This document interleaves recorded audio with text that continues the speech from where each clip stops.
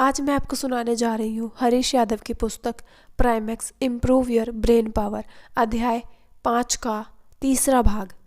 सत्कर्ता और स्थिलन हेतु टिप्स। मस्तिष्क के लिए जितना ज़रूरी सतर्क रहना है उतना ये भी आवश्यकता है कि मस्तिष्क शांत और स्थिर रहे। शांत मस्तिष्क अवस्था में विचार अधिक स्पष्ट और सार्थक आते हैं। शांत मस्तिष्क अवस्था में ही हम इन स्पष्ट विचारों का क्रियान्वयन किस प्रकार हो बात पर गहनता से विचार कर सकते हैं और मस्तिष्क को अनुकूल स्थितियों हेतु प्रेरित कर सकते हैं। अपने शरीर को स्थिर करके मस्तिष्क को ताजगी प्रदान करें। शांत व आरामदायक शारीरिक स्थिति में बैठें और हाउ टू रिलैक्स तकनीक का अभ्यास करते हुए शरीर व मस्तिष्क को स्थिर करें। अवांछित विचारों का क्रम रोकते हुए ये सोचें जो आप सोचना चाहते हैं। मस्तिष्क में इस समय जो भी आ रहा है उसे लिख डालें। सामान की सूची, इच्छाओं की सूची, मित्रों की सूची, अर्थात कुछ भी जो आपके इस समय मस्तिष्क में उभर रहा है। मस्तिष्क की सतर्कता बढ़ाएं। जब कभी विचार इधर उधर भटके इन्हें वापस केंद्रित करने की आदत पनपनाएं। सतर्कता के पूर्ण 100 अंक आप कैसे प्राप्त कर सकते हैं, इसका अभ्यास करें। समय अनुसार स्थिलन तकनीक का अभ्यास करते रहें। इससे एक आदत बना लें। अध्याय 6 एकाग्रता। ब्रेन पावर इम्प्रूव करने के लिए एकाग्रता सर्वाधिक महत्वपूर्ण विषय है। मस्तिष्क और एकाग्रता के बारे में हम सदियों से पढ़ते आ रहे हैं। मस्तिष्क कौशल की ये विद्या जिससे महत्वपूर्ण विचारों को भीतर लाने और अवांछित विचारों को बाहर भेजने की कला पर विजय प्राप्त हो जाती है, अन्य सभी विधाओं से बेहतर है।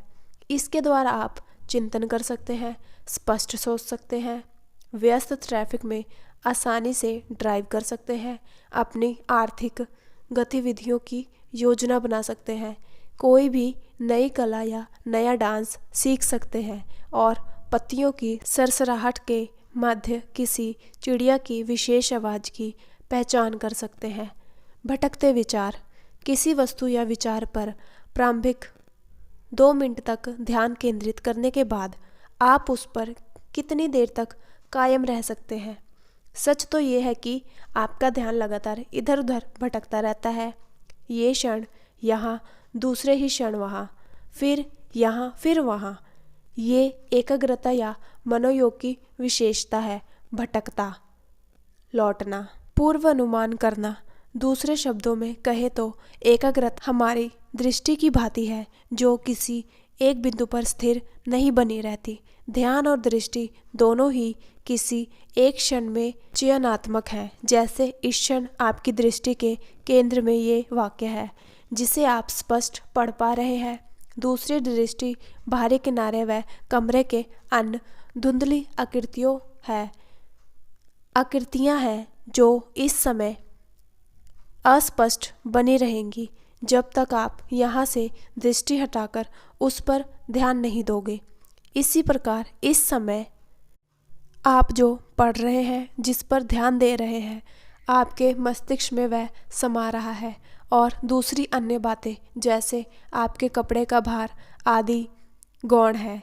जो कुछ आप देख रहे हैं उसका समग्र दृश्य बनने के लिए आंखें एक स्थान पर ठहरेंगी, फिर दूसरे स्थान पर जाएंगी और इस प्रकार एक वाइड एंगल दृश्य आँख में बन जाएगा।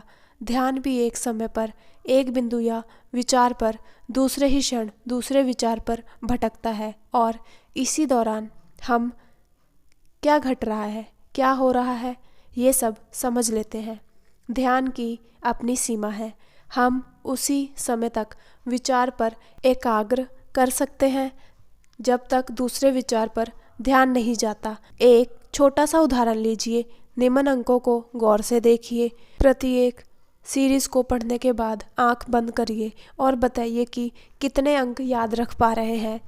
4, 6, 7, 2, 9, 1, 3, 5, 0, 2, 3, 2, 1, 4, 9, 8, 8, 5, 7, 1, 3, 2, 0। सामान्यतः यही होगा कि आप अपने मस्तिष्क में प्रारंभिक 5 अंकों को ही अच्छी तरह से याद रख पाएंगे। कुछ लोग तो 7 अंक भी याद रख लें, किंतु वह मुश्किल होगा।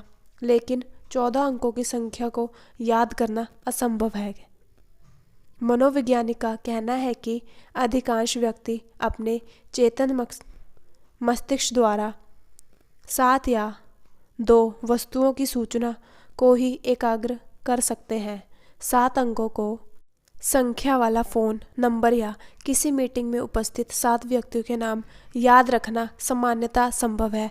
इससे ज़्यादा के लिए या तो हमें इनके नाम लिखने होंगे या इस सूचना को इस प्रकार संग्रहित करना होगा कि वह आसान प्रतीत हो। एकाग्रता कैसे बढ़ाएं?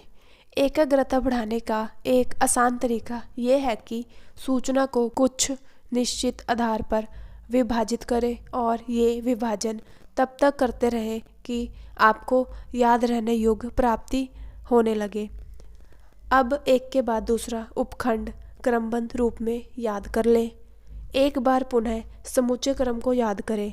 व्यवधान होने पर पुनः वही तरीका अपनाएं जैसे बताए गए अंकों में यदि सबसे नीचे वाली 15 संख्या की संख्या को याद रखना है तो पहले इसका अर्थपूर्ण विभाजन करके उपखंड बनाएं।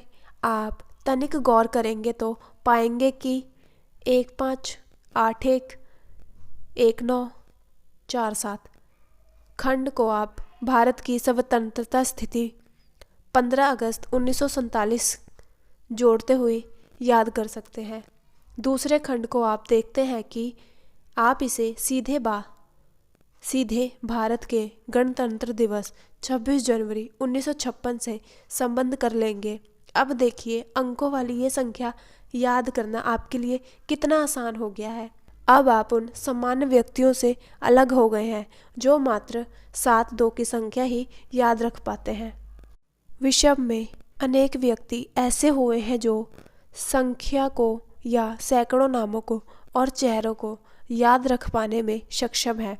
फर्क यही है कि उन्होंने अपने मस्तिष्क कौशल को इस प्रकार विकसित कर लिया है कि उन्हें ये सब आसान प्रतीत होता है।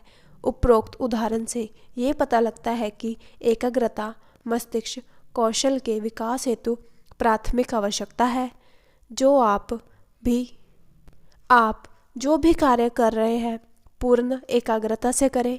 यदि ये प्रतीत होता है कि विचार दिवा स्वप्नों की तरह भटक रहे हैं या उनमें व्यवधान उपस्थित हो रहे हैं तो फौरन वापस मूल विचार पर लौटिए। छोटे छोटे समय खंडित में एकाग्रता को अभ्यास करें। इस अवधि को बढ़ाते जाइए। धीरे धीरे आप पाएंगे कि लंबे समय तक ध्यान केंद्रित करना अब उतना मुश्किल नहीं रहा। प्राथमिकताएं और उद्देश्य तय करें। मस्तिष्क कौशल के विकास हेतु एकाग्रता के साथ साथ ये भी आवश्यक है कि हम अपनी प्राथमिकताएं और उद्देश्यों को तय करें, जो प्रायः हम नहीं करते। नतीजा ये होता है कि हम किसी काम को एकाग्रता व पूर्ण मनोयोग से नहीं कर पाते। कभी सोचोगे कि वो काम जरूरी है, पहले उसे कर लिया जाए। थोड़ी देर बाद ही आपको दूसरे काम की प्राथमिकता नजर आने लगेगी और आप पहले कार्य को अधूरा छोड़कर दूसरे में जुट जाएंगे। उससे थोड़ी देर बाद तीसरे काम में। परिणाम ये होगा कि कुछ भी पूरा नहीं हो पाएगा और समय बीतता जाएगा। कार्य को समग्रता व कौशलपूर्वक रूप में निपटाने हेतु अच्छा ये है कि हम सर्वप्रथम कार्यों की सूची बना लें।